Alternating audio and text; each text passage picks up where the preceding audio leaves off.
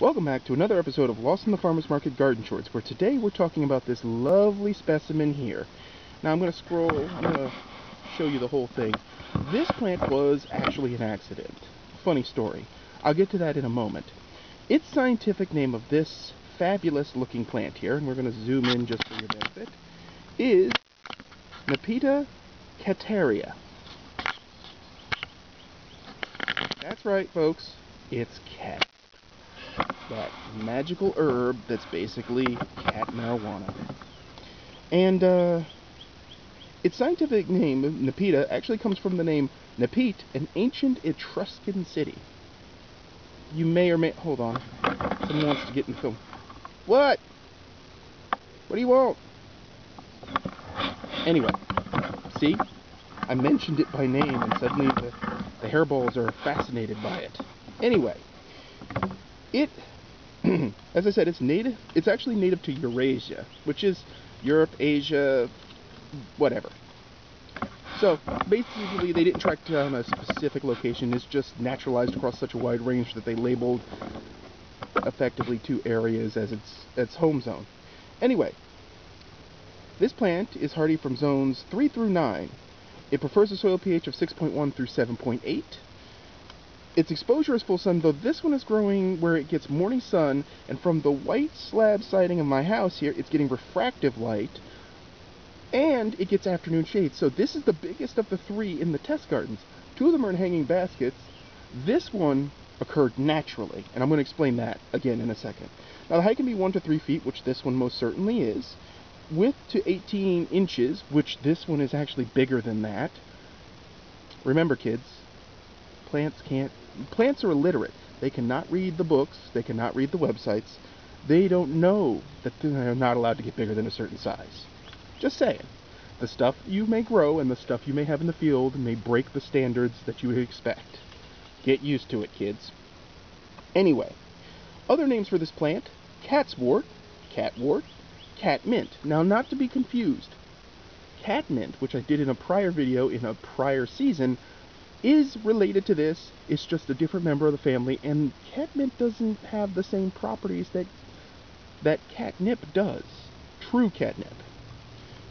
There are about 250 or so species under the catnip grouping. They are a mint. I mean, they're in the Lamiaceae family. The square stems are a dead giveaway. Also, notice the opposite leaves, the opposite branching, and look at these cluster flowers up here. I'm going to zoom in for you, because I think that's worth looking at. Oh yeah, we're up close and personal. See that?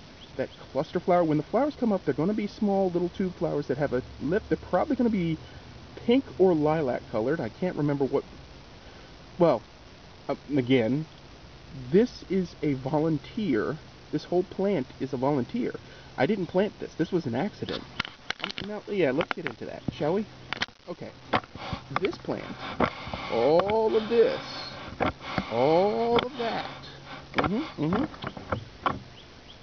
Funny story. Last year, by the way, that kitten you saw in the beginning of this film, that's Mischief. When Mischief was born, he had 2 sisters, and they were running around this area like madmen, but they loved to lay down in the pot this plant is in. And so I put out dried catnip that I bought from the store for them. It had no effect. They didn't care. Even their mother doesn't care. Which gets to another fact, but we'll get there in a second. So, with that said, suddenly, this was also a pot that catmint was growing in. It died and didn't come back. But this mysterious plant started growing there. This. And I was like, is that henbit? Because it kind of looked like the weed henbit, which is edible. I was like, oh, I'm not upset about this. Let's cultivate some henbit and see what the best it could be is. Well, sure enough, I looked at it and the leaves started taking their mature heart-shaped form with the toothing, look at these nice teeth on the leaves. And I was like, that looks an awful lot like, and then I rubbed some of the foliage, and I was like, that smells an awful lot like. Now, when it was a little tiny plant, it had no scent. But as it matured, it became obvious that this was clearly catnip. So, word to the wise, folks, that dried catnip mix you got, try not to get it in any of your plant pots, because you may end up with a catnip plant by accident. and the cats may go crazy. Now, with that said, this is a short-lived perennial. So that's probably 5 years tops or something like that, but by then, from these flowers alone, it will have produced so many children that it doesn't matter. It is considered a nuisance and or semi-invasive in certain parts of the United States and certain parts of Eurasia. So there is that to consider. I honestly wouldn't mind having catnip growing everywhere because its flowers are really pretty and it brings in the pollinators, but there's another side benefit. Butterflies do in fact prefer its nectar. Win for everybody. Also, seed-eating birds like the goldfinch may visit catnip to get at its seeds. Double-double. This plant is high up where my mischievous farm cat can't get to it, or get at the birds that are coming after it, so there's that to consider.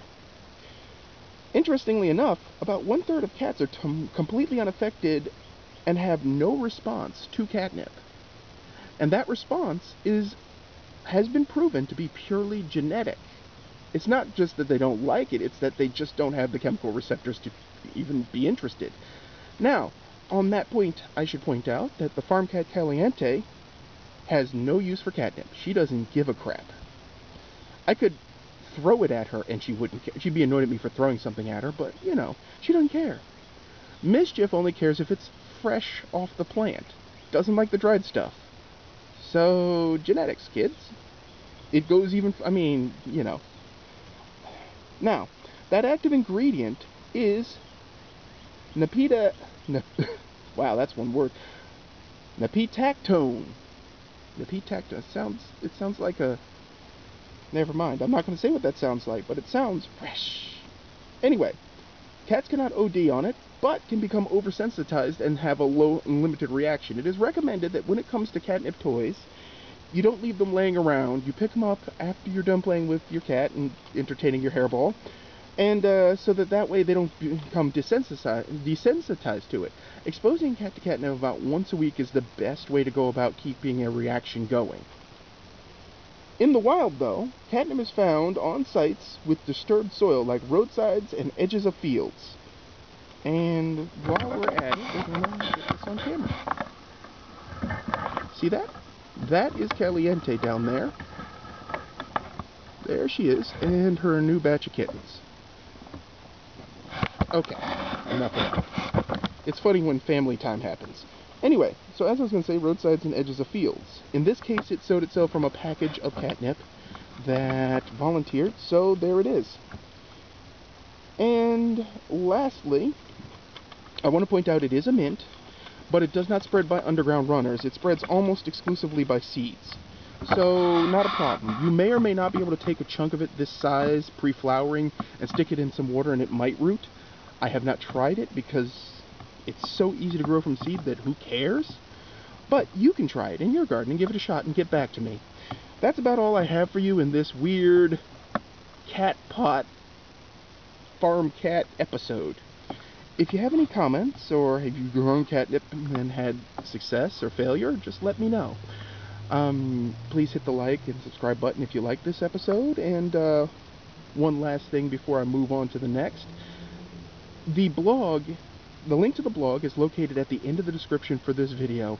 So if you want to check out the blog and find out some forage food information, please do hit it up. I appreciate it. As always, thank you for watching and keep 'em growing, folks.